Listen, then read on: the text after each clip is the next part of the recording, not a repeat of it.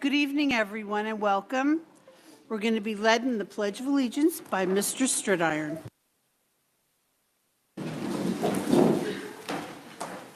I pledge allegiance to the flag of the United States of America and to the republic for which it stands, one nation, under God, indivisible, with liberty and justice for all. Please remain standing for a moment of silence. Thank you. Roll call, Ms. Clerk. Mr. Duray? Ms. Green? Here. Mr. Howard? Mr. Lamar? Mr. Levenstein? Ms. Mineo? Here. Mr. Straight-Iron? Here. Mr. Walker? Welcome, everyone, again. I'm going to turn this over to Dr. Manning Campbell. Thank you. Good evening, Madam President, everyone. Tonight, we will be recognizing employees who have completed the National Board of Professional Teaching Standards Certification. Mr. Pinero will be speaking about this recognition.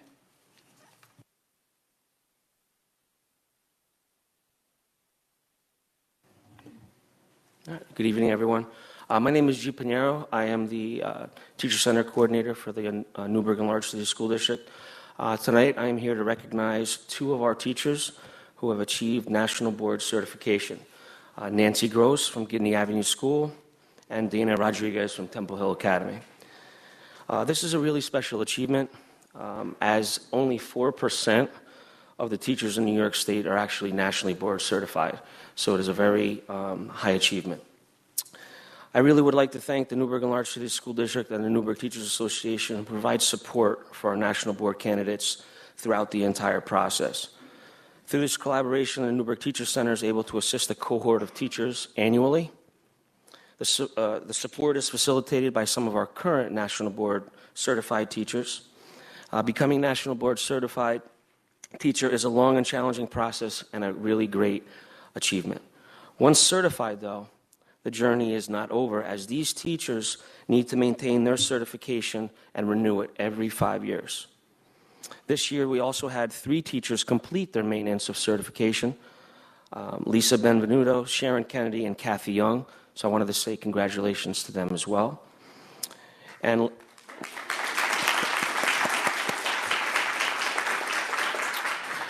lastly, I'd like to just present to you Sharon Kennedy and Melissa Higgins. They are 2 of our facilitators for the cohort who would just like to speak a few words about the process and what goes into being a National Board Certified teacher. Good evening. National Board Certification is a voluntary process designed for teachers to demonstrate through standards-based evidence the positive impact that they have on student learning as a result of their deep and abiding understanding of students, content knowledge, pedagogical practice, ongoing reflection, and participation in learning communities. Candidates for board certification submit evidence through the use of student work samples, lesson videos, written summaries, and reflection, showing that their practice meets the 5 core propositions and national board standards for their content area. The National Board Standards are standards which all teachers should strive to achieve and are created and maintained by teachers for teachers and are regularly reviewed and revised. National Board Certification is considered the gold standard of teaching. National Board Certification defines what accomplished teachers should know and be able to do, and is based on, as I said, the 5 core propositions, which were originally published in 1989 and recently updated in 2016. Candidates for National Board Certification must submit a body of work in 4 separate chunks called components, which when combined and a successful score is achieved, means that the teacher has demonstrated accomplished teaching.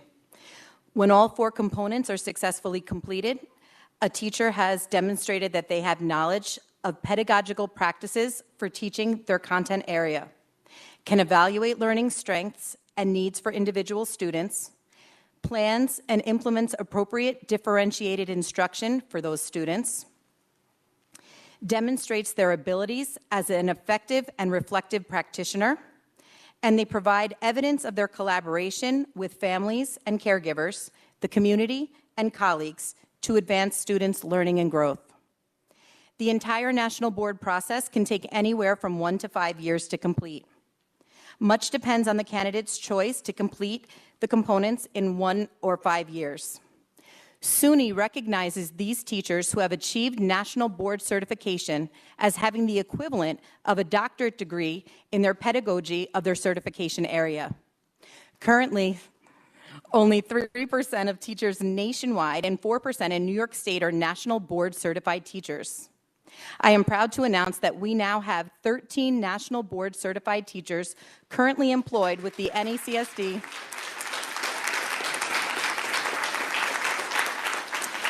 bringing it to a total of 28 who have achieved, as some have since retired.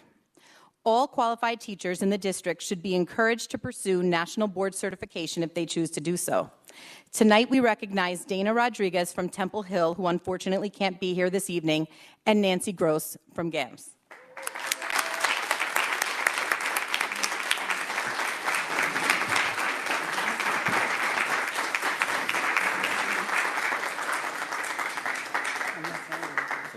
You have to do a speech now. Oh, okay, I will. No, kidding.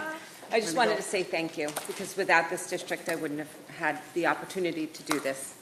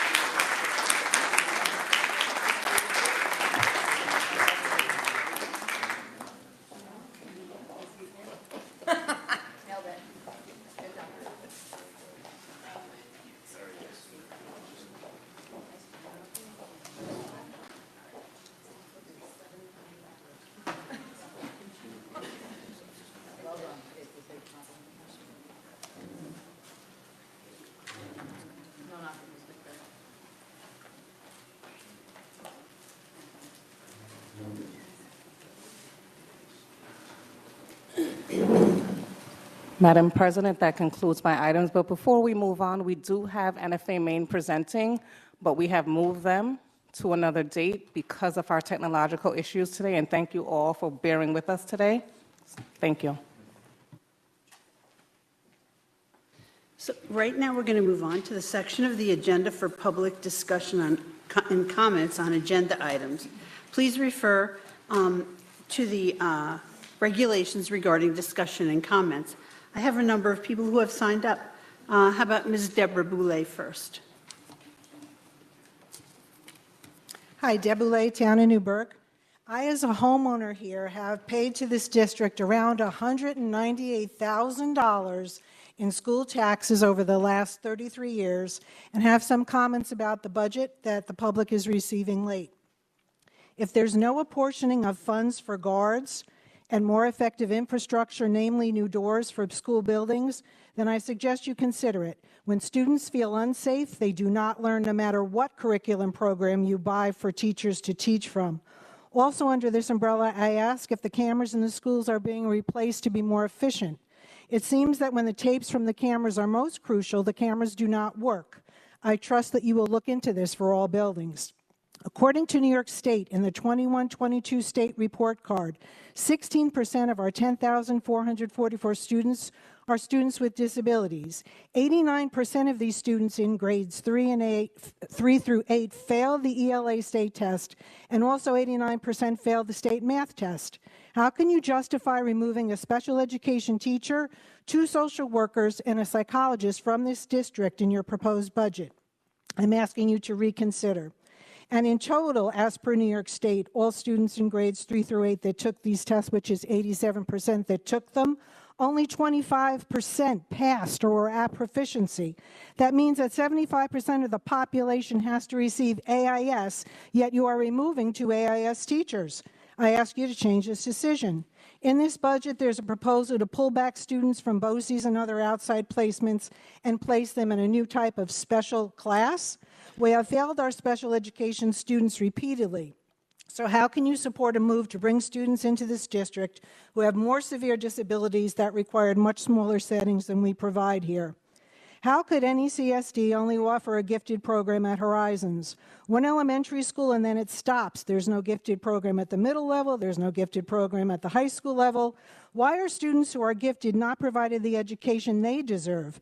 I'm asking you to create gifted programs for students who qualify. Where's the equity in education if you ignore this part of our population? I've been advised that there's a proposed new summer school plan for special education students this year. I've been told by different people that the plan is for students who have 12-month IEPs, in other words, students who are required to attend school 12 months a year, that the K through 2 program will remain as it has been for years, with student settings for summer school matching their IEPs, and will be taught for the duration of the summer to fulfill the 12-month rule. However, I was told that grades 3 through 12 will only be 4 weeks in length, and those students' legal settings will be disregarded and they'll be placed in ICT-type classes. If this is the plan, then I strongly suggest that you rethink it to conform to the IEPs, and this would mean you have to apportion more money for summer school.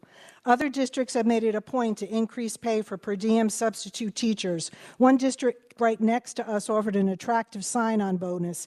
NECSD has experienced and continues to experience a huge shortage of substitute teachers, and yet you continue to not increase the pay. New York State minimum wage as of 1/1/23 for our area increased to $14.20 an hour. This evening, you're approving the hiring of an aide at the minimum $4.20 an hour. Last meeting, you approved per diem substitute teachers for $14.62 an hour. So in other words, you'll pay minimum wage to an aide and a whopping $3.15 a day more for a teacher? No wonder we have a shortage. You would rather pull 5 teachers and/or teaching assistants who are not supposed to teach a class from planning to teach a period for some other teacher's classes. I find this unconscionable. You do not have to lay off workers to find the money from this. If those 4 of you on this board that found money to pay the former superintendent hundreds of thousands of dollars after he left, then you can find the money to serve our children, cut from the top. Thank you. Mr. Scott Prokosh. Give it a second, Mr. Prokosh. Okay, they're ready for you.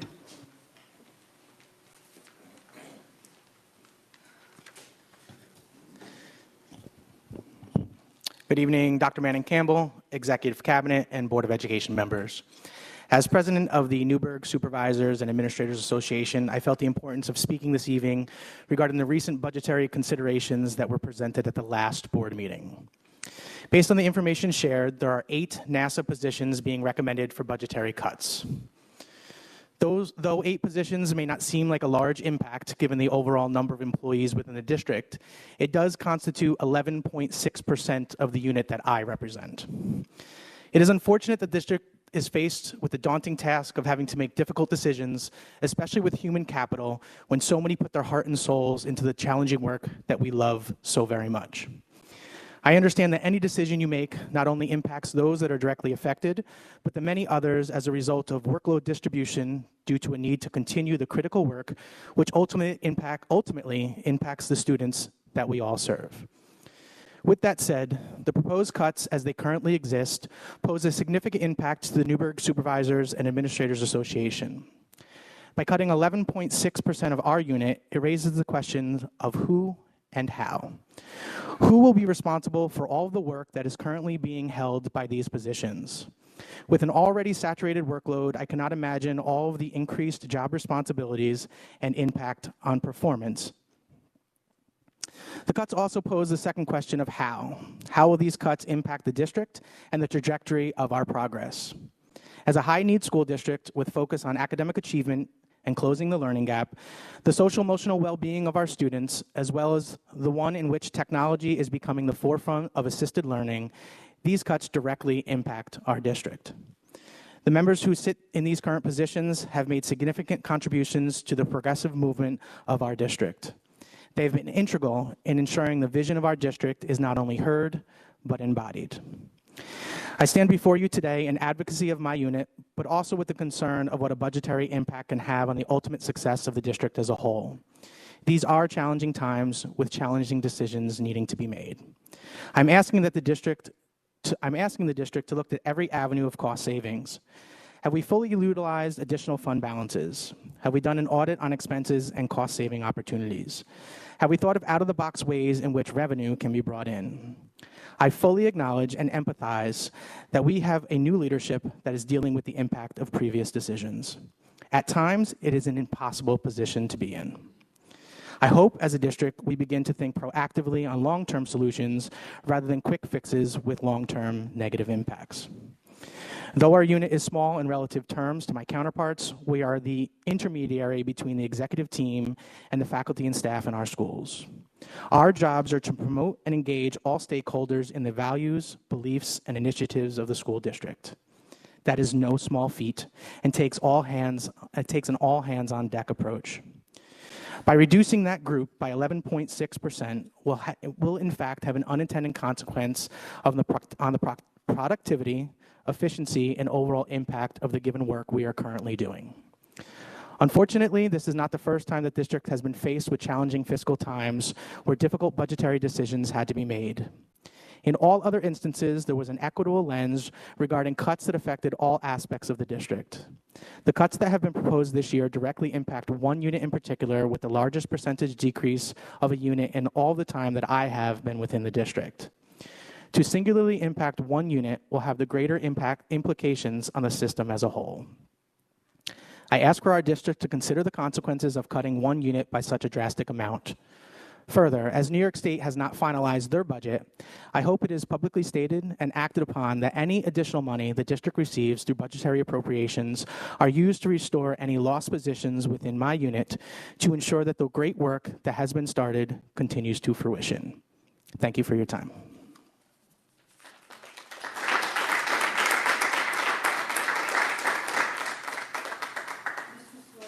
Sorry, Mr. Swetskoff? Good evening. My name is Dan Sportskoff. I'm the assistant principal of Fostertown Elementary School. I'm here to talk tonight about a letter that I and at least 6 other administrators received stating that your services to the district as a probationary assistant principal, tenure area employee be terminated effective June 30th, 2023. The letter gave no reason, simply that we would not be employed on July 1st. This is in addition to the 5 director positions that have already received similar notices and are listed as reductions in the proposed budget. I thought about coming here tonight and explaining how undervalued I felt after 7 years in the district and not even deserving to be called down to HR, but instead receiving a letter in the mail. Or how decisions like this impact the morale of our staff and our students. But one of the leadership habits we teach to our students is to be proactive. This habit is about choosing to focus on areas of life that lie within our circle of influence. I may not be able to control being terminated, but I can control my response to it. Tonight, I choose to focus on the positives from the past 7 years. I want to remind all of you that you're running a school district that you should be proud of. From the minute I walked in the doors in North Campus 7 years ago, I immediately felt at home. Kevin Rothman taught me that you hire the right people, give them all the tools they need, make them feel secure and valued, and then you let them do their job, and you will always get better results. I had the privilege to teach computer science to our P-Tech students, which included Mr. Shadian's son. While many of them are working at IBM, others have branched off into successful careers outside of technology. Each of them at least partly attribute their success to what we taught them at P-Tech. Mr. Howard, I got to work with you to build a computer science program at the Newburgh Armory into a program that served over 300 students weekly and employed 8 of our Newburgh students to teach those classes. Even though Eric and I aren't there any longer, the program lives on. At Newburgh, I was given countless opportunities like this to build programs and things that will benefit the students of this district well beyond my time here. I was an ITF during COVID, and I had the opportunity to work with an amazing group of people who within 2 weeks turned a program that wasn't even one-to-one Chromebooks into a completely virtual learning environment. No one did it perfectly, but Newburgh did it well enough that many of our surrounding districts came to us for suggestions, pointers, and resources for how they could do it better. I single-handedly saved the district over $100,000 that year by building our COVID tracking system in one weekend that outside companies said they would need 3 months to create. I then, along with Maria Pearson, the AP at Temple Hill, who also got a letter, built a system that allows us to dismiss our students to the parents at the end of the day without having to risk further COVID exposure. That system is still being used today in at least 3 elementary schools because it is so easy and efficient. This past year was my first year as an administrator. I was given the opportunity to work with the best staff that I've ever seen. Ms. Mojica and the teachers of Fostertown never think of anything else other than what is best for our students. Every single person that passes through our doors knows that they are loved, they are heard, and that we care about them. My intent in any job is to leave it better than the way I found it. I believe that I've built systems in Newburgh that will last, and I'm proud of that. Leadership habit number 2 is begin with the end in mind. Each of you have a vision for this school district which is rooted in our shared desire to make Newburgh into a better place where students feel safe, heard, and included, while we give them a world-class education. I know all of you weigh each decision you make and ask how those decisions get Newburgh closer to our goal as a school district. I urge you to continue to ask that as you consider this decision. Despite my attempts, I am unable to understand how choosing to terminate an administrator who has never received a negative letter and received mostly highly effective ratings would make this district better. In addition to this, over spring break, we received an email stating that Dr. Manning Campbell is requesting that all employment references regarding administration be redirected to Human Resource Division until further notice. This seems to me that the district is attempting to not only terminate our current employment, but for some reason hinder my ability to acquire future employment. Despite this, on Friday, you will receive a letter of resignation from me. I assure you I do not want to leave this district that I call home. If the board chooses not to accept my resignation, I will assume that you do not plan on accepting the recommendation to terminate me. If that happens, I would be glad to stay and continue to contribute to our school community. If not, I truly wish you the best. I'm proud of what we've built so far, and I look forward to watching all of you continue to build Newburgh into what we all know it can be. I appreciate the opportunity to work and learn here for the past 7 years, and I look forward to returning one day. Thank you.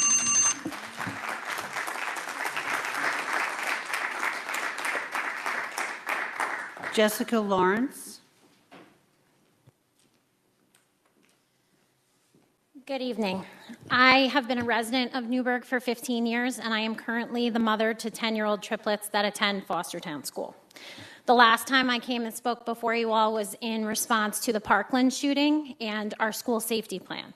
I was then put on the interagency school safety task force where everyone came together with local police departments to work together.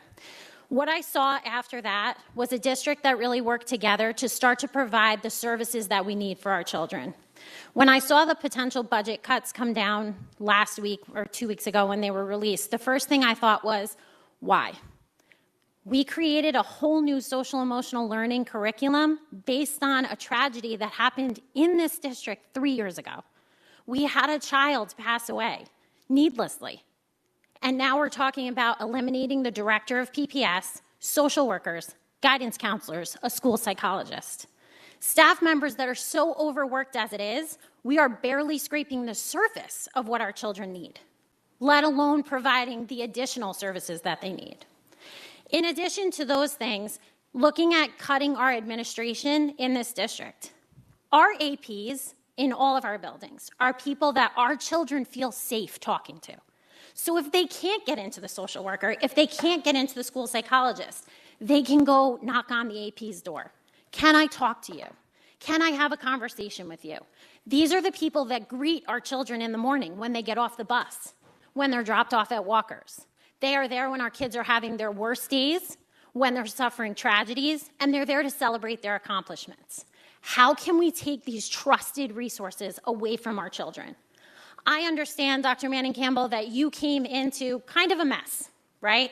You walked into the door when we were sort of falling apart and trying to find a fiscally responsible way to deal with it. And that, unfortunately, has always been the story of Newburgh. Whether it's within the school district or the city where I paid my property taxes to for many years before I moved to the town, it was always fiscal mismanagement that we were trying to make up for. And now here we are, cutting services that our children desperately need to try to make up a budget shortfall that was created through no fault of their own. These were decisions that were made behind closed doors, without public comment. We chose to pay people to leave. And now our children are suffering because of it. If my children walk into Fostertown School and Mr. Schwarzkopf isn't there to see them, to greet them, their first question is, where's Mr. S?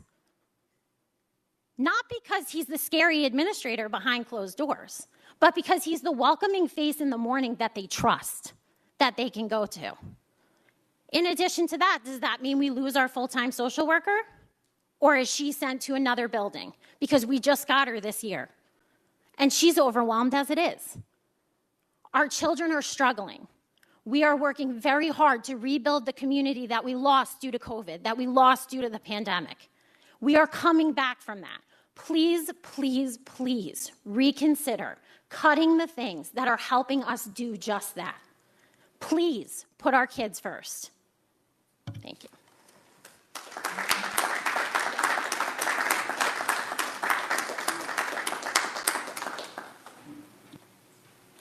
Nancy and Stephen Gross.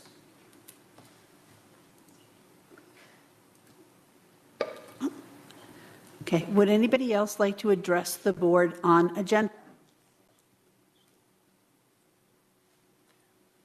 We're going to move on to non-agenda items, and I do have two people signed up for non-agenda items. I have Mr. Ray Harvey.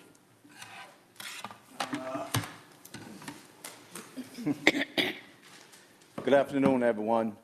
I hope you enjoyed your time off, so now it's time to get back to work time. I think, as you know, I've been, I'm always a pain in your behinds, and I'm gonna stay that way. So I've been going around the city, talking to the very people that we here to represent, which is the youth, right? And one of the things that I keep hearing around town, I don't know how true it is or not, but people is talking about the town, the city, the people that I'm talking to, about a member on the board that is suing the district. And here we are talking about cutting budget, and we got members sitting on the board who's suing the district. And if it's true, shame on us. But if it's not, I'll be the first to apologize. But we need to look at that, because to me that's a conflict. And walking around this city, right? One of the other things they keep asking me is, when these board members gonna come and knock on their door and talk to them? You do it when you want to vote, but after that, you don't show up to people's houses, right? And that's a big concern to me, because that I'm all about transparency, and for some reason we lose out on that when it comes to, especially the black and brown kids in the city of Newburgh. Because them the people that I really talk to on a daily basis, because they're my neighbors. They live next door to me.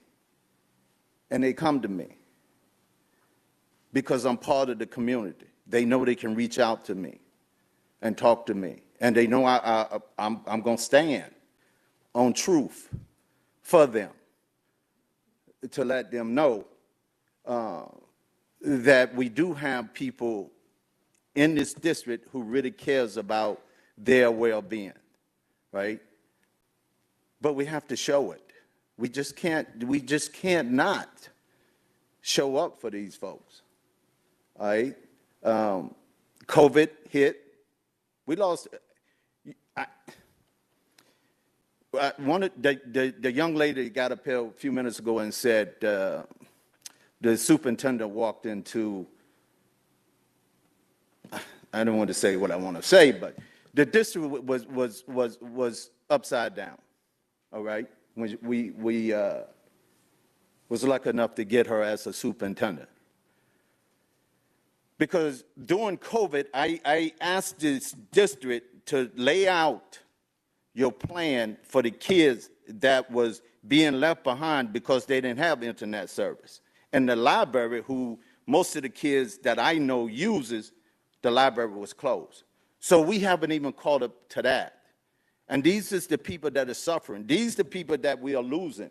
You know, people want to talk about gang violence. Well, when these young folks feel like nobody care about them, really care about them, then they turn to the streets, right? Because that's what they do.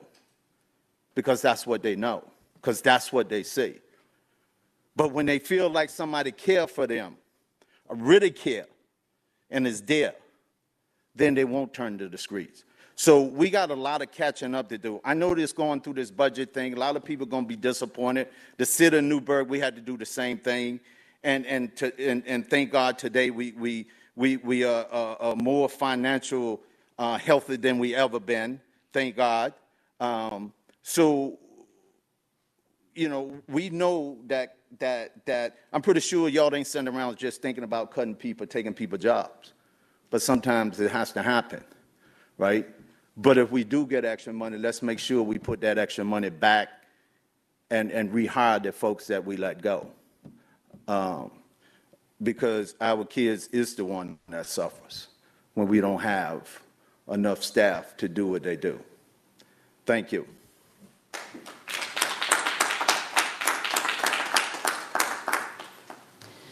Darren Stridiron.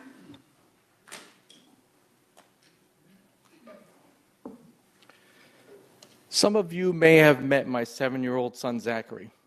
For those of you that have not, he has been diagnosed with autism and is currently nonverbal. He attends a special program for autistic children that is a 1-hour drive from Newburgh and has been transported in a van with an aide by a local bus company with a contract with the Newburgh School District.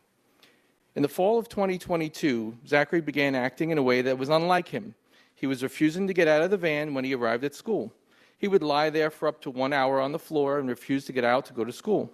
We met with the school staff, and they worked with us to develop a plan to assist Zachary off the van. Within about 6 weeks of the initial problems, Zachary was getting out of the van without issues and everything was good. At the beginning of March, the van driver told my wife that Zachary needed to wear a mask because he had a slight cold. She told my wife in a harsh tone, "He is going to get us all sick." The driver and the aide were refusing to put masks on themselves, but were telling us that they wanted Zachary to wear one for a 1-hour trip each way. We informed the bus company manager in the morning what had happened, and they agreed that the driver and the aide had no right to request that our son wear a mask. She said that she would speak to the driver and the aide about the matter. That afternoon, I was there to get my son out of the van. Zachary was crying hysterically, and when I asked the aide what happened, she calmly said she didn't know, turned her head in silence, and refused to look me in the eye. Zachary never cries like that, and we knew something was wrong. I contacted the bus company manager and asked that she review the video, and I asked to see the video as well. The manager said she saw nothing and refused to allow me to see it for myself. We requested the new driver and aide be sent because we had a sense that something was wrong. They refused. The driver did not show up for the next few days, and everything was well. On Wednesday, March 8th, the driver and the aide were back again. I then wrote the bus manager with concerns and questions about the driver and aide's handling and reporting of the 6-week-long incidents in the fall where Zachary refused to exit the van. The manager said she would look into it. That afternoon, when Zachary got out of the van, he immediately became ill and vomited.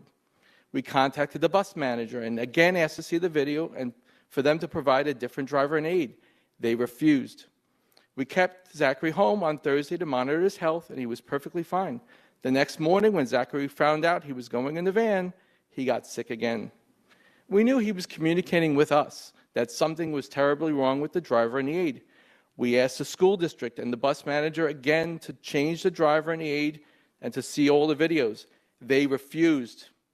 When we asked the staff at the school what the aide did in the fall for 6 weeks while my son was on the floor of the van, they said she did nothing.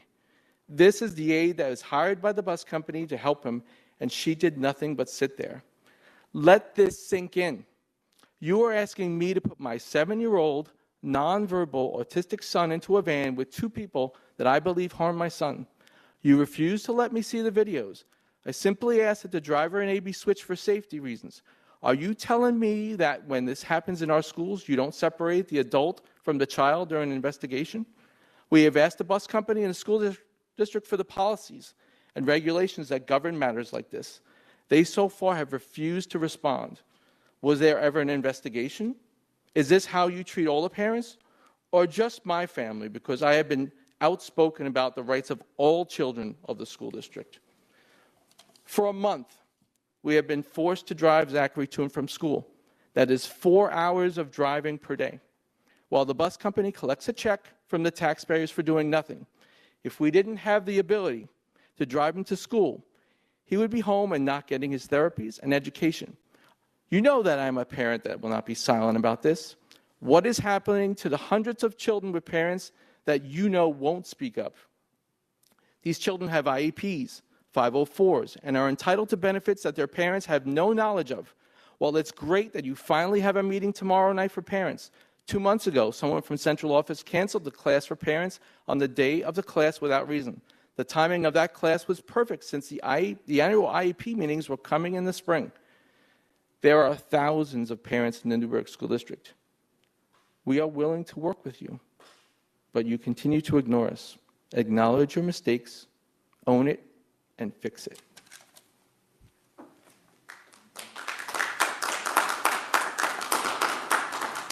Would anyone else like to address the board on non-agenda items? Thank you. Be it resolved that the Board of Education hereby recesses into executive session for the following purpose: matter made confidential under FERPA, employment history of particular individuals, employment history of particular corporations, matters leading to the employment of particular individuals, the review of programs and placements of students with disabilities, collective bargaining under the Taylor Law, and to obtain advice from legal counsel. I'd like to entertain a motion. Roll call.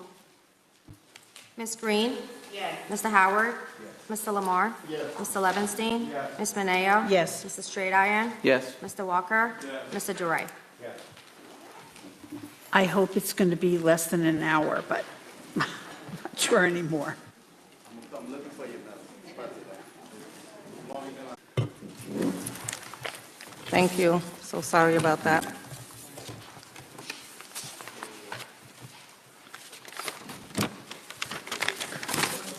Tonight, Ms. Roaring and I will be presenting about the proposed 2023-24 budget.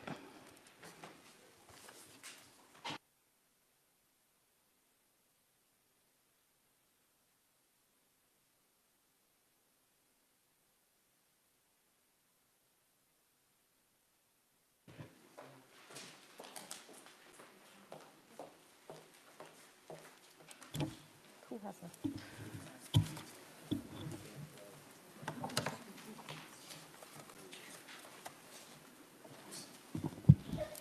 Bless you.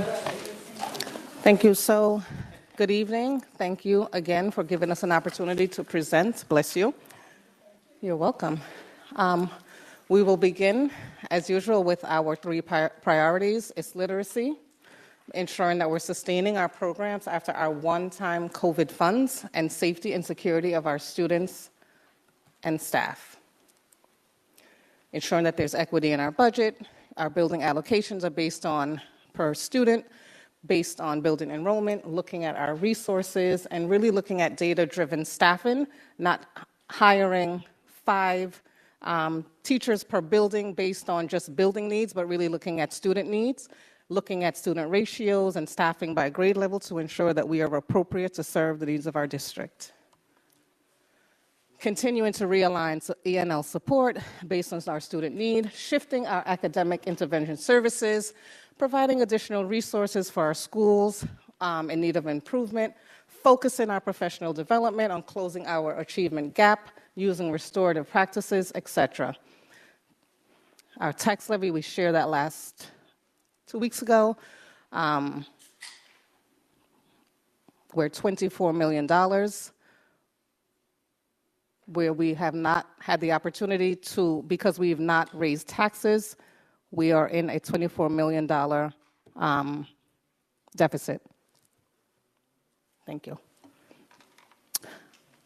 Our estimated 2024 revenue. You can move on. So much of this we shared last time. Is this yours? Sorry. So this is the more detailed revenue. In the previous slide, we shared with you that over 60% of our revenue comes from state aid, so we are more heavily dependent on those resources. We also did a foundation aid survey this year to get some feedback from the community about how they wanted to see us spend that foundation aid increase. 23-24 is the third and final year of the state's commitment to fully fund foundation aid. So when we got the results, we looked at priorities in, I'm sorry, I can't read that far. Using the funds to maintain a flat tax levy, maintaining our current student programs, extracurricular and athletic activities, as well as maintaining current student staffing levels. Our faculty staff results.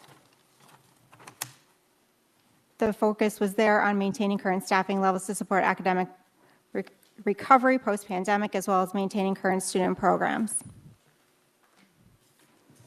So in response to that, we are using our foundation increase as follows. We are going to maintain current programs for students, including our English language learners and exceptional learners. We are also maintaining instructional staff to continue with smaller class sizes and individualized instruction to improve student achievement. We are also maintaining our extracurricular and athletic offerings for students, including the addition of girls flag football this year. This will all be done without an increase in the tax levy. We've shared with you throughout the budget development many of the mandated expenses that we have to include in our budget each year.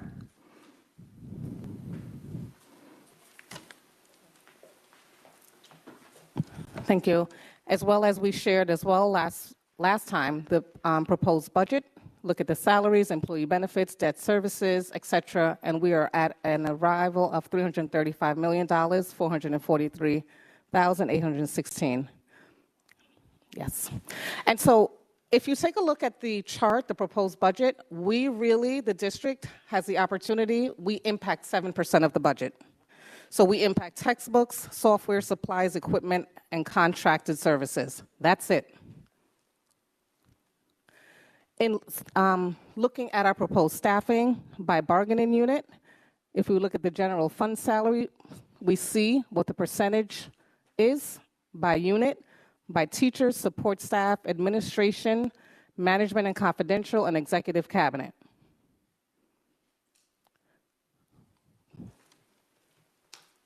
The 23-24 budget also includes funds to repair the primary mechanical components on 2 of our elevators that are well past their useful life, new public address systems in 4 of our schools that are identified here. We are no longer able to repair those, so that is this health and safety issue that we have prioritized. We will also be doing some playground repairs to ensure that they remain safe for our student use. We're going to do stage floor repairs in several of our schools, as well as provide power backup to our district data center to ensure that we can maintain operations, and the addition of 2 district-wide school monitors. It also supports the teaching assistant program to teacher certification masters that we're working on in partnership, as well as a pipeline for English as a new language certification extension. And so I just wanted to highlight a bit of that. We're looking at our current teacher assistants. We surveyed 70 of our teaching assistants to ensure that we are helping into the pathway of master's teachers programs, as well as our ENL certification extension partnership with a university. So we're looking at current staff to ensure that we can continue to grow our staff. We also have expenses in there for Education Law 2D compliance and cybersecurity, continuation of the instructional software licenses, as well as instructional materials for classrooms, our exceptional learner program. We are proposing a 5-year transportation contract as part of this budget. Again, there are no teacher and support staff layoffs. So within the foundation aid, there are a couple categories of restricted funds. These are general fund dollars. They are not grants, but the state has provided specific guidance on how these funds can be used. So the contract for excellence is $9.37 million. This has been in place since the 2007-8 year, and the funding has been flat since 12-13. We're going to realign how we are using these funds in the next fiscal year, focused on time on task, middle and high school restructuring, full-day pre-K, and model programs for ELLs. With that, we are maintaining 23 teachers for E&L services. We are also continuing 10 secondary assistant principals to support the instructional program, 8 secondary guidance counselors, and we are repurposing 4 positions to provide career and technical education experiences at the middle school level. We also, within these funds, are going to continue the time on task. We are funding 4 instructional technology facilitators, as well as 6 positions that support academic intervention services. Additionally, in full-day K pre-K, we are funding 5 pre-K teachers, 21 pre-K teaching assistants, and transportation expense for students to those programs. The other set-aside that we have within Foundation Aid is community schools. This funding is a smaller amount of money, just a little over $837,000. With those, we are going to continue to support 2 psychologists and 3 school social workers, and we will be adding 4 parent liaisons in the 23-24 school year. Again, these are not grant dollars. They are restricted funds in the general fund. So when we look at the overall budget for 23-24 in a 3-part, as required by the state, we have the instructional program component, the administration component, and the capital component. So our capital and operations is a little over 9%. The administration and general support is just over 4%. And almost 87% of our resources are dedicated to our instructional program and student activities.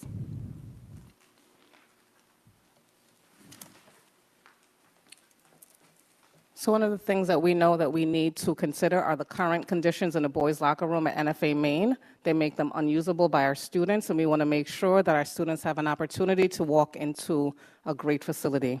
CS Arch is working with the district to gut renovate this space to ensure that it's accessible and appropriate for our students, providing programmatically equitable spaces, ensuring that there's storage, new bathrooms, laundry facilities needed for uniforms.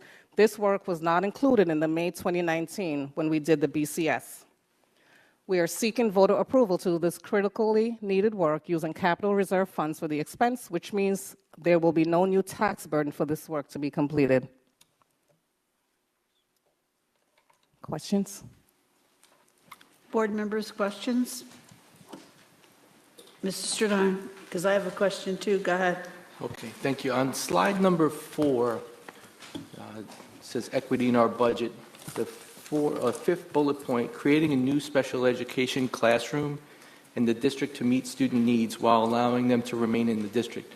Could you provide some clarity on, is it one classroom you're creating? Is it a new program? Thank you. You're welcome. Mr. Bayer. So for the 22-23 school year, we're already in the process of creating a program at Fostertown. We're hoping to finalize that in the coming weeks for students who came out of kindergarten who are not necessarily ready for a more or less restricted program. In addition to that, we're looking at another program. I'm still in the works with that. It's likely going to be a program for students who are medically fragile and have their sufficient staffing to support that. And that will not impact the budget because we're going to reappropriate some staffing within to do that. So those are 2 primary classrooms. We're also, and again, we do this through the CSE process. So while we have a vision for how this may look, at the end of the day, you have to meet with each parent and each family and determine whether or not these programs meet their needs and if they're willing to come back. So there might be a middle school program too, but I'm not in a position yet to finalize that because we're working with the families directly. So. Can I have a follow-up on that? The students that you're bringing back, are they coming back from a BOCES program or is it a range of different programs? It's a range of programs. The program that you're going to create, if the student's IEPs specifically has that they have a one-on-one aid, or if they have a psychologist or a social worker or some kind of a helper in the classroom to deal with emotional needs, will that IEP be changed to meet your program, or will you meet the needs of the student that's already in the IEP that they have now? So the IEP is generated based on the needs of the child. So if the child needs a one-to-one aid or assistant, they will be given that according to their IEP. We don't change ratios simply because they move. Sometimes a program is specialized A child might start in an 811 and then move to BOCES to a 612. So the program they need has some of that built into it. We're looking in bringing kids back to have a sufficient ratio. And if students need additional support because they're medically fragile, those we provided. We're paying for them anyway through our tuition to the private schools or BOCES. So it's really a cost-neutral decision if we need them in-house. Yes, Mr. Levinstein. So I have a couple of comments, please. So the first is on page 5, the tax levy history. So I understand the comment, and I see the total figure of nearly 24 million on the bottom. I just disagree with where it came from. I don't see it as a deficit. Yes, it's great that you didn't. There wasn't a tax levy increase for the 8 years, but that is what I believe it is the no tax levy versus the 2% tax cap that you could have taxed the local municipalities. So just because you could have taxed them 2% and be under the cap, you in reality could have taxed them 5%, and it would have to be a supermajority. So that to me just is, I understand what you're saying, and it's great we didn't tax them, but it's not a deficit. Because if you would have taxed them, maybe they wouldn't have approved the budget. So that's just my point, my comment on that. Thank you for the comment. I want to clarify where the numbers came from. So and when we looked at the numbers, it wasn't strictly a 2%. That's the calculation each year that isn't necessarily 2% because there's exclusions, right? So when we look back at what the permissible tax levy would have been with a simple majority versus what we levied, that's the difference that you see reflected here each year. I know it depends on pilots and it depends on other things. So, okay. So that's number one. So my second comment is, I believe we're going to be voting on this budget in a little bit. I certainly am not happy with everything in the budget, and you're quite aware of what I'm not happy with, and I will continue to voice that opinion, but it's too large of a project. It's too, to vote no for a budget like this, so I will be voting yes, and I will still be working to do what I can to make changes going forward. Thank you. That's fair. I have a question. From the last time we saw this budget, are there any changes? No. So I'm going to voice my opinion just like Mr. Levinstein did. I hope that when the governor comes, we're going to get a blessing that'll give us something that we're not anticipating, but I would hope that we would bring back some of the positions that we're cutting that are really close to our kids, because they're our most important. So please, if we do get a surprise or a gift or something that we're not looking forward to right now, please look to giving back that way. Does anybody else? Mr. Lamar, did you have a question? No? Similar to what you were saying, I was concerned about whether there were any changes, and if not, you know, I think there were a lot of very valid concerns brought up at the last meeting between the technology teachers, the performance of special education, the performance in reading, and I'm incredibly concerned about absenteeism. If the kids aren't in school, they're not going to learn. It's that simple. And on that subject, I do have one question about the parent engagement.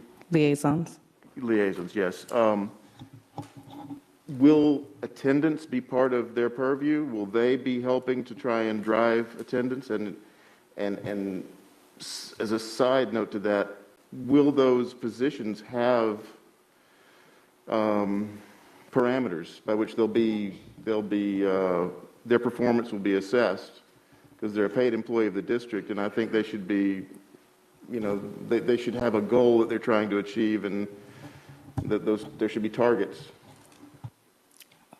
Let me first say thank you, Ms. Mineo. I concur, and we will make sure that we look to always enhance our academic program and doing what we can with the monies, hopefully, that we get returned to us. Mr. Lamar, every employee will be held to an expectation, and I certainly agree with you that our new parent liaisons, if we're lucky enough to get them, that will help us to continue to bridge the gap with the community, because we know that if we can reach out to our community and we can partner, then that will certainly help with getting our students and families engaged in our community so we can enhance our academic achievement. Mr. Stridine. In this budget, you say there's no support staff layoffs, no teacher layoffs, but if there's no changes, you have 2 AIS teachers, you have cleaners. Support staff, to me, means anybody that's going to help the kids. So you have the directors, you have guidance counselors, instructional coaches, which is more for teachers, but also helps the kids. ITFs, psychologists, social workers, special education teachers, typists, they're all support. So how can you say that this budget has no support staff layoffs? So thank you for that question. I know we had an opportunity to speak again separately, and so thank you for that. So I want to reiterate that those 2 AIS positions, they've been vacant all year. And so the responsible and appropriate thing to do is to really look to ensure that we can maintain our current programs. And we're not laying any teachers off. So the same staff members who are in place or maybe displaced, for lack of a better word right now, will still have an impact on students and student achievement. They're not going anywhere. No teacher is losing their job. So although they may be shifting to a different position, they will be closest to students. And the goal, and let me repeat it if I have not already done so, it's really to ensure that the folks closest to the students are not shifted as much. Yes, we understand that we are going down. We had a $4.8 million deficit, and so we needed to make some really hard decisions. So I will not stand here and tell you that it was easy to make those decisions, but in order to ensure that we were fiscally responsible as a district, those are the recommendations that we made. So thank you. As a follow-up, I enjoyed our conversation last week, or the week before, actually.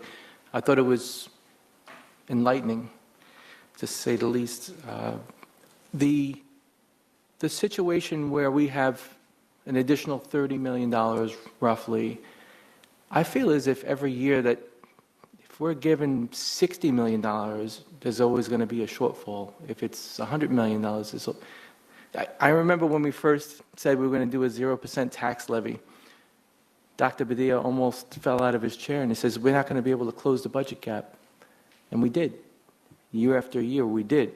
I can understand that the district didn't get the money, but the taxpayers can use it for their own budgets. And I think that's important.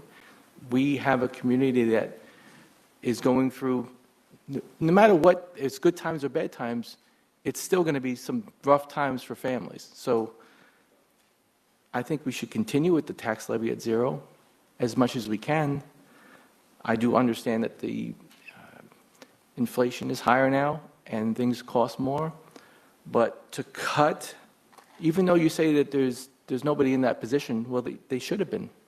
These positions should have been filled because we have students with great needs and every position should be filled. I think every year we always see this huge amount of unfilled positions.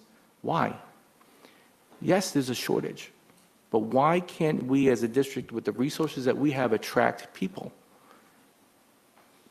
I think the history of the district goes into not attracting people, but we've tried to change that narrative. And hopefully, in the next few years, we do change that. I'm not going to vote yes on this budget because I don't think it addresses the needs of our students and our staff and our taxpayers. But when it passes, I'm going to support everything that we do and to try to make everything work. No, I appreciate your comment. And I do agree with you. It was prudent for us to really recognize the community. And I know that that's why those decisions were made. And, it speaks back to Mr. Levenstein. And so I do agree. It's a really harsh time in our country, in our nation. And so, yes, we did what was best for our community, and we will operate in the best interest of our community and our students. So thank you. Mr. Howard? Thank you, Madam President. I would just like to concur with our board president. There are some things that I'm not really happy about in this budget, but there's more that I'm happy with. So that being said, and also with your assurance is that if we do get money from the federal government going forward, that you will try to replace some of that was taken away and try to level the playing field. But I will say I do agree there's a lot going on throughout the country, throughout our state, through our communities, and I think that there's more that I can support than not supporting this budget. So I will be voting yes. Thank you. Mr. Lamar? Thank you. I've got a question about that, the new program for exceptional learners.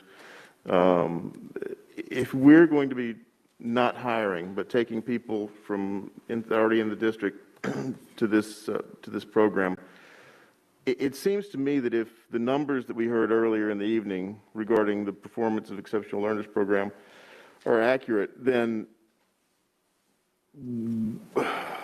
I don't know if we can, it doesn't seem like we can sacrifice from the rooms that we have in place to move them to another place, or I'm not saying this right. Do we have currently staffing to ensure that all the students with IEPs are in the classrooms that meet their IEP requirements, or are some of them waiting for classrooms of a different structure to open up? We'll start there. I love that you always ask the big questions to me. It's fine. They're good questions. We always reevaluate our continuum every year. It's a very unique space in special ed. We meet one at a time, 1,877 times, to make sure that students get the appropriate education. So while we do some projections, it's very important to know ahead of time, especially for the taxpayers and for the board, to not just come to you after you've passed a $36 million budget and say, by the way, I need another $1 million worth of staffing. That's a bad practice. So we do a lot of projection, we do a lot of talking, we do a lot of sitting down with staff. And we know there's shifts. Sometimes you'll have, and this happens in general ed, I might have 2 sections of ICT, integrated co-teaching, in 6th grade and 3 in 7th grade. And I know that each year we have to rearrange because we have a sort of a bubble at certain grade levels. That's just the nature of what we do in special education. So I always believe we have the right programs. We spend a lot of time reimagining the continuum, and we project where we can make shifts without sacrificing quality for kids. There's always, and more recently because of COVID, there's been kids who have challenged us that were waiting on outside placements. And I had that conversation last time during the board meeting. At the end of the day, they still have a right to an education until we can find something that's more appropriate. But that will continue to be a challenge for us no matter what. I do appreciate all the work you do for that, but what I'm wondering is, if it's our responsibility as a district not to start the year with the classrooms that the students need, but to maintain throughout the year the classrooms that those students need. So if their needs change, we have to have the built-in flexibility to change with them and to create what their needs are. Or if a child comes into the district with needs that we didn't anticipate, it's our responsibility to create a classroom that fits that need. It seems to me that the natural way to structure the department would be to have built-in flexibility as opposed to be working on a shoestring budget. Mr. Stradone? A couple years back, they had the high school redesign where they had the community forums. They had a big research into what the plan was going to be, and it was shared with the community, and the board was involved in the planning of the high school redesign. What I'm seeing with this new class, it's going to expand beyond more than one class. I think it would be better if the board was more informed about what exactly this is going to look like, what the plan is, so that we can make sure that the resources are going to be there for not just the students, but for the staff and the facilities. We have to make sure everything's in place for September. Is it possible that the board can, there's some kind of a committee or some kind of public forum on what this is going to look like? Because if we have 1,800 students that are in the special ed program, the exceptional learners program, this class, this new strategy is going to affect a lot of students and a lot of families. Can we have that as a board where we have a joint, like a shared decision-making on this so that it's done right? Mr. Shaw? Can you help us with that? Are there existing committees of the board that this may be referred to for consideration and recommendation? It might go to the curriculum committee because now the exceptional learners is folded into curriculum and instruction, correct? So there are two committees that it could go to. Well, when we did the high school redesign, there was public input and a community forum. Can we have something like that? Because this affects a large number of students and families. Mr. Forget? So, Mr. Bear, correct me if I'm wrong. The data that was used to determine the needs for this classroom was generated based on what you learned through either annual reviews or program reviews of students. This was not a classroom that you're proposing as a model for we think this is going to be. This is truly defined based on the specific needs of the students through the CSE committee, which is mandated in order to develop this program. This is not something that a task force can come together for and say, we think and hypothesize that this is what it should be. This is specifically driven based on the specific needs of our students based on our committee's recommendations. Is that correct? Yes, and there's a couple of pieces. One is confidentiality rules here. These are private conversations with families where we talk about their needs and looking for programs that are appropriate. So I don't know how a task force can understand the specific needs of kids because those are not within the purview of the public. Second is it's embedded in law. Our students are entitled to a public education in the least restrictive environment possible. We do really well by that. When I got here and we talk about percentage of integration, we were at 45%. We were low. We like to put kids in self-contained programs too much here. We were sanctioned for it. It was one of the 23 areas of sanctioning by the state. We're close to 60%. And as Mr. Howard heard when we used to do this by the committee, when you move from 45 to 60, that's 300 students that we moved from more restrictive to less restrictive. That's the obligation under the law. That's not me. And so every opportunity we have to provide a public education to students where we know we do it better. I love BOCES, I love Dayton Residential, but we do it better. We have high-quality staff, we have high-quality teachers who have shown great commitment to these kids. So I have always tried to be very transparent through the committee as to how we make these decisions, but to that level of intimacy, I would be violating some of the private conversations we're having with families. We don't. Yes, Mr. Stradone. We don't need to know the specifics of the student.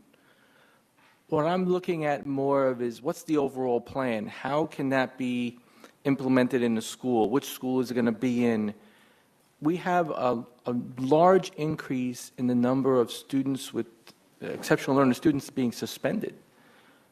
And you have to say why. Why is that? Is it because they're not getting the emotional supports that are embedded in their IEPs?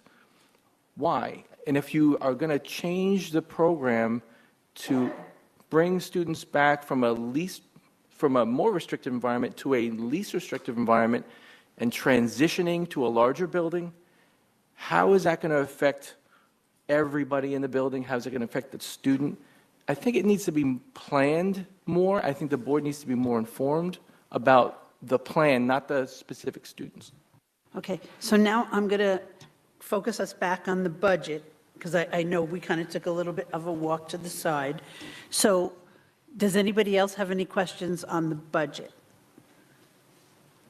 One last thing. Go ahead. With regards to English language learners, I think we brought it up last meeting. Are we anticipating an increase in English language learners in the subsequent years? And if so, does maintaining, I think in this there it said we're going to maintain the same number of teachers for that purpose, is that going to satisfy the need that we have? So that's a really good question. We do believe that we are going to increase, but if you can remember, thank you, whoever put that up there. We are supporting our teacher assistants in receiving master's degrees and English as a new language certification extension with one of the universities. So we are finalizing that, and that will certainly come to you for approval for some additional information. And the goal of that is to ensure that our current staff receives bilingual certification so we can continue to grow and build and really support our students. So that's a really great question, and thank you for that. Mr. Lamar, I'm going to talk to you from my former life. You can never anticipate the number of students that are coming in because, number one, sometimes kids come in from countries that have political upheaval or disasters, earthquakes, things like that. They come sometimes in droves, sometimes in small numbers. So I think it's very fluid. And right now, it appears we're doing okay with the numbers. We still have gaps in some of our programs. But I'm going to call on Dr. Farrell to help out with that answer. I hope I can. Yes, as Ms. Mineo said, it is very difficult to anticipate. We have had an influx of students this year. We anticipate we will continue to have growth. However, as Dr. Campbell stated, we do have our new ENL certification extension program, which will help increase our ability to provide services to our students. We're also working very hard with our core content teachers due to collaborative work to help support our students in the core content areas while they're receiving their bilingual and ENL services so that their skills can grow commensurately with their content knowledge. That helps our staff service more students more effectively, and it also provides a more efficient education for our students. As we move forward, should we find ourselves in a position to seek additional staff, we will do so. It's hard to find these folks, and we hope to home grow them as much as possible, but it is a priority that our students receive the services. We also provide relatively extensive after-school program and Saturday programming using our existing school staff who provide tutorial services to our L students, and that helps them move forward in the continuum of service needs that they have. Thank you. Anybody else? Budget questions? Thank you. Dr. Manning Campbell? Thank you all. Thanks for your support. Ms. Carol Ann.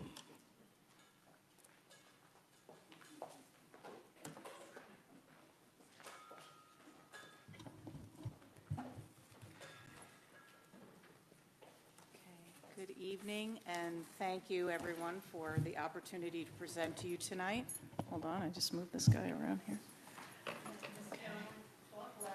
Can you hear me on this? Okay. Ooh, okay. I can hear me. Too loud. I'd like to begin with a very brief review of the work and accomplishments of my library team.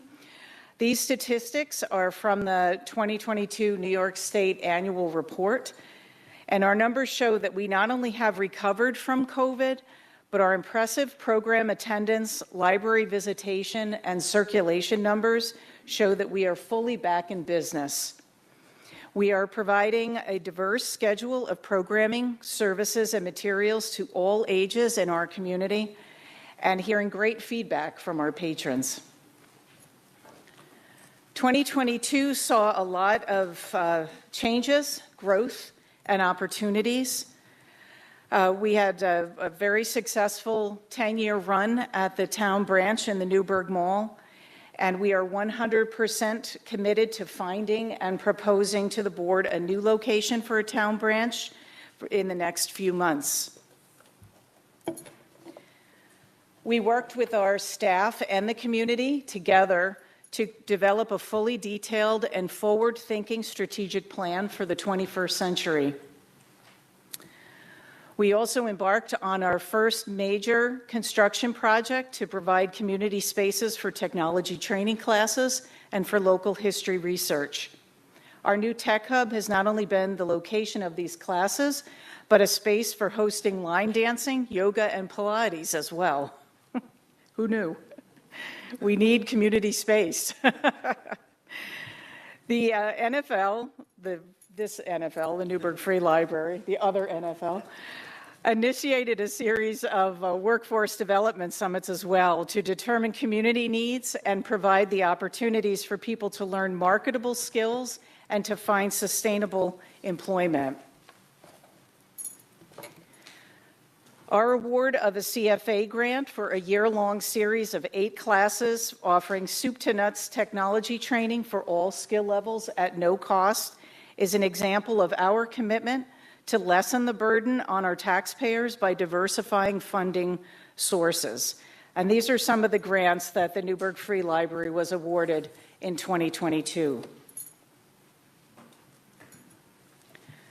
Our goals and plans inform our budget priorities and focus on 5 strategic objectives, specifically service, facility, outreach, staff development, and diversified funding. And our top 5 priorities for this coming fiscal year are, as indicated on the slide, researching and proposing a location for a new town branch, providing technology workforce development courses, expanding programming and collections to support linguistic and cultural needs, expanding after-school programming for older youth and teens, and completing the Phase 1 construction project and planning for Phase 2. Our budget summary indicates our transitioning to zero-based budgeting from cost-based budgeting, so all expenses are justified. Pulling out some highlights for you, our increase in the equipment line is based on projected costs and budgeting for outfitting a new town branch. The percentage change in the contractual line item is due to the reallocation of expenditures to be tracked separately as capital project funds. Covering the cost of the increase in utilities, however, is still captured there. Similarly, with the change in the state funds and grants revenue line, we are focused on our strategic objectives this year to complete our Phase 1 construction project and focus on town branch acquisition. So we're not seeking any major grants this year or taking on any other additional construction projects. We want to complete what we have begun. We are moving funds from our appropriated fund balance savings that will assist us with town branch furniture and renovation projected costs as well. We will again this year be staying within the New York State Comptroller's tax cap. Our calculations are based on their worksheet for incorporating the tax-based growth factor and the allowable levy growth factor for a 2.81% tax levy. And please note that on this year's ballot for the Newburgh Free Library, there will be 2 propositions. One will be for the NFL proposed operating budget and allowable tax levy, and the other will be for the approval from the voters to access $243,250 from our saved fund balance to complete Phase 1 of the library construction project. So all of us at the Newburgh Free Library appreciate your support. We look forward to another exciting year of service to our wonderful NECSD community. Thank you. I'm happy to answer any questions that you might have. Board members, any questions on the library budget? Thank you. Thank you. Thank you.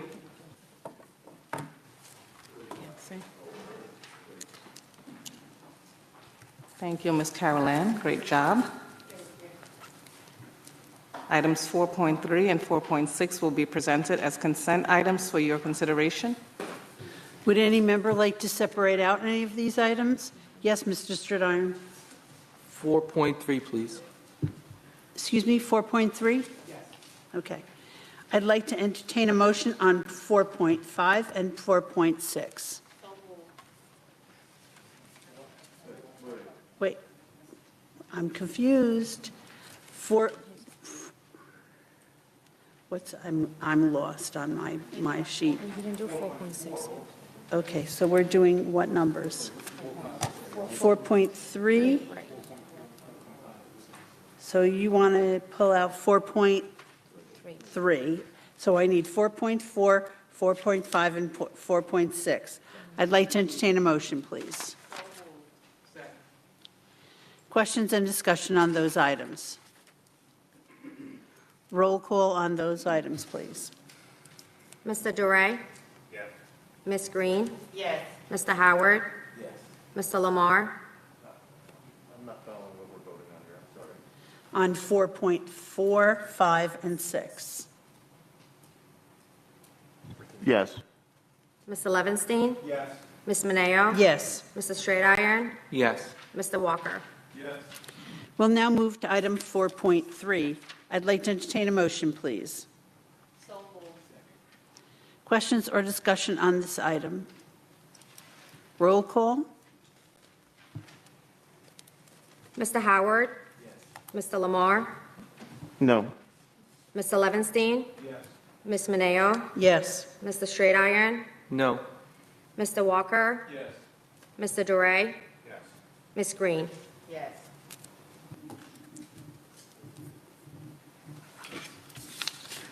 Thank you, Madam President. That concludes my items for this evening. Thank you. We're going to move on to our board committees, and I know I have a very short time with you, Ms. Green. So would you like to talk about the Curriculum and Instruction Committee?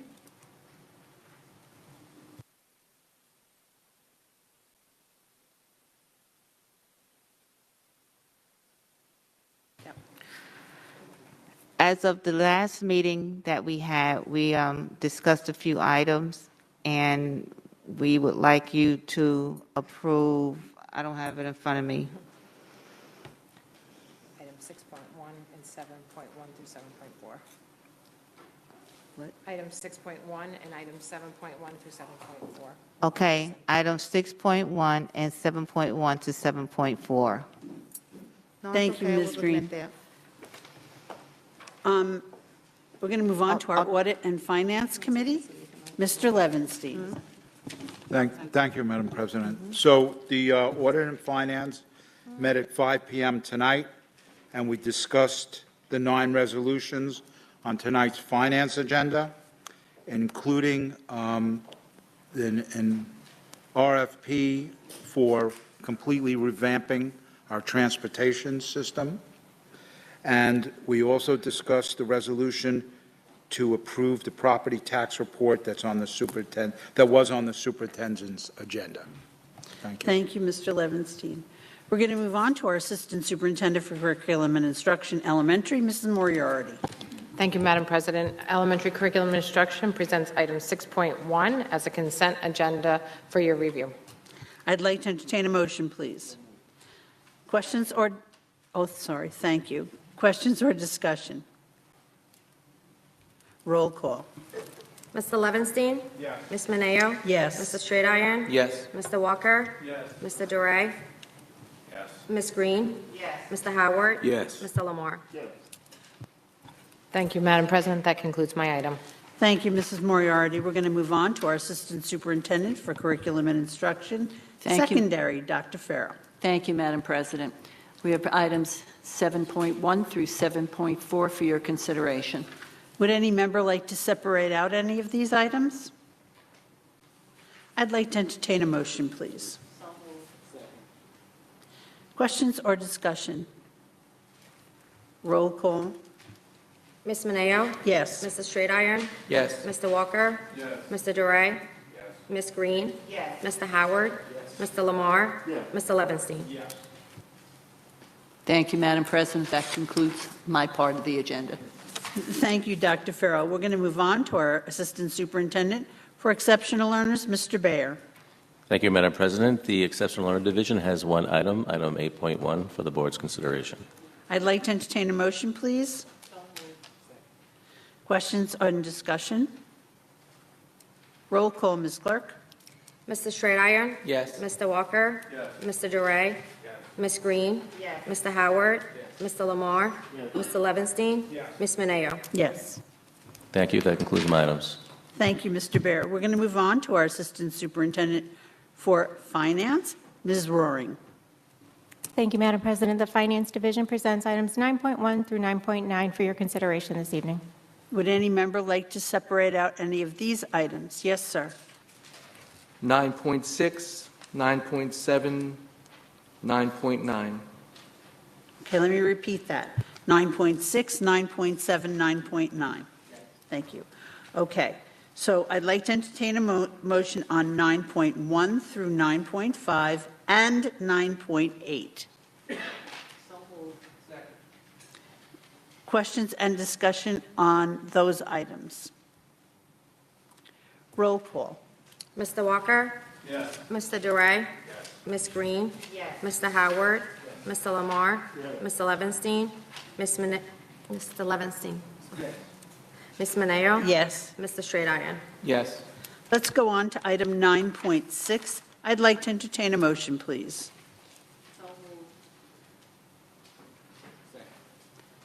Questions or discussion on this item? Yes, sir.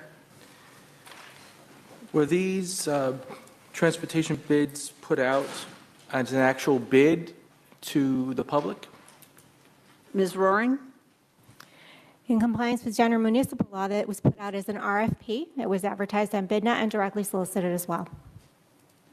Were there any other bus companies besides the 5 on the list that responded? No, there were not. And when determining the award of the contracts, did anyone look at the quality of the service? Yes, we had the option to do that because it was done as an RFP rather than an RFB. Does the district audit the quality of the service from the bus companies in any way, either through a parent survey or any other method? I'm not aware of any. How can we award contracts for 5 years to companies when we don't know the quality of the service? So I don't think we said we didn't know the quality of the service. We haven't done a survey of parents, but certainly we've had the opportunity over the last few years to evaluate the service that they have provided to us. We also, by the RFP process, are able to impose certain penalties for non-performance, which was something that we dealt with significantly in the last couple of years where they were unable to fulfill runs on a regular basis. So we are critically looking at how we administer the provisions of these contract agreements with them and ensure that they are providing acceptable performance. I'd also like to add that once parents make us aware of circumstances or situations, we have an obligation to investigate all allegations that are brought to us to ensure that we're meeting the needs of our students. Are there any other questions on 9.6? Roll call, Ms. Clerk. Mr. Duray? Ms. Green? Mr. Howard? Mr. Lamar? Mr. Levinstein? Ms. Mineo? Yes. Mr. Straight Iron?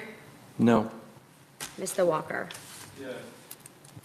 Let's move on to item 9.7. I'd like to entertain a motion, please. Questions or discussion on 9.7? Yes, sir. I believe the district paid about $40,000 for a study of just a few years ago. I recall one being done, and it basically said the only way to save money is to go to neighborhood schools. That's what the report said. So why would we spend $30,000 on another study? Who's going to answer that? Ms. Roaring. So this is as much about reimagining our runs to make them more efficient as it is looking at zoning.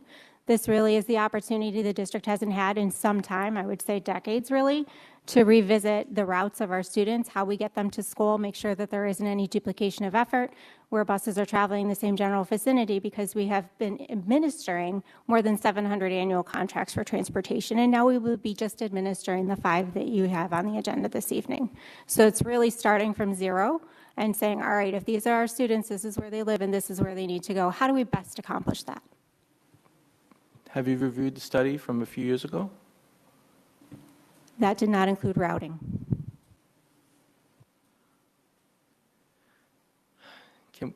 Can the board be provided with the last study? And can we put this as a, under consideration? What's the term? Not tabling. Well, it's already been accepted as a voting item. So a notice to postpone, motion to postpone. I like the motion to postpone this.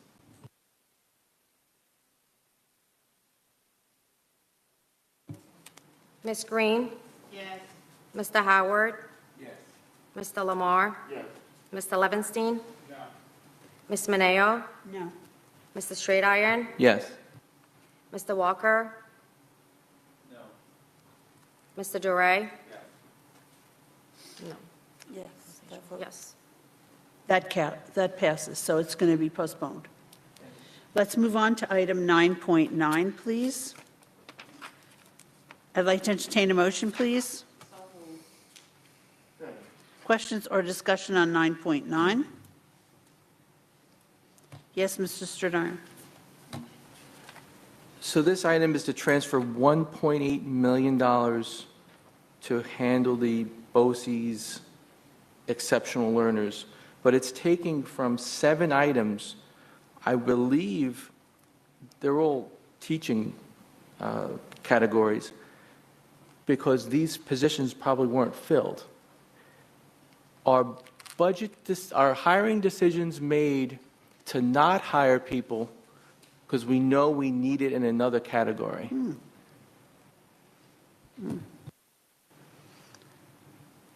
Can you answer that, Dr. Campbell? Could you repeat that question? Are hiring decisions made because you know you need the money in another area of the budget? If you say, all right, we have $325,000 left in teaching. If we hired 3 teachers, we're not going to have money to cover that transfer that we need 3 months later. No. The best solution is to have a teacher in front of students. So we don't take monies away. We don't make irresponsible decisions to say, hey, if we have a sub in a classroom with our students who need literacy and numeracy instruction, we'll save $5. That's not up for debate. Oftentimes, that may come from a vacant position or monies we have not utilized. For example, if we have $100,000 set aside for a position and perhaps we've hired someone later in the year, then some of those monies that we, are prorated and we have not utilized them. But to say we make decisions based on moving money around and not hiring a highly qualified teacher, it's not appropriate. Thank you. You're welcome. Any other questions on this item? Roll call, Ms. Clerk. Mr. Howard? Yes. Mr. Lamar? Yes. Mr. Levinstein? Yes. Ms. Mineo? Yes. Mr. Straight Iron? Yes. Mr. Walker? Yes. Mr. Duray? Yes. Ms. Green? Yes. Thank you, Madam President. That concludes my items. Thank you, Ms. Roaring. We're going to move on to our Assistant Superintendent for Human Resources, Mr. McLemore. Thank you, Madam President. On the Human Resources agenda, I have items 10.1 through 10.7 for your consideration on tonight. Would any member like to separate out any of these items? I'd like to entertain a motion, please. Second. Questions or discussion on these items? Roll call, Ms. Clerk. Mr. Lamar? Yes. Mr. Levinstein? Ms. Mineo? Yes. Mr. Straight Iron? Yes. Mr. Walker? Yes. Mr. Duray? Yes. Mr. Howard? We have a walk-on, Mr. McLemore, Yes, Madam President.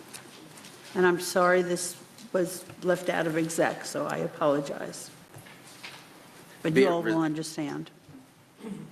Be it resolved that upon the recommendation of the Superintendent of Schools, the Board of Education of the New Bergen Large City School District hereby approves the following additional spring athletic coaching appointments as listed for the 2022-2023 school year.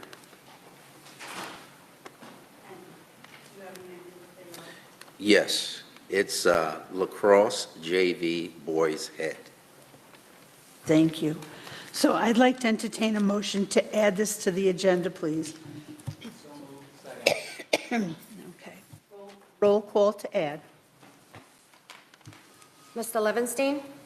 Ms. Mineo? Yes. Mrs. Schroedian? Yes. Mr. Walker? Yes. Mr. Duray? Yes. Mr. Howard?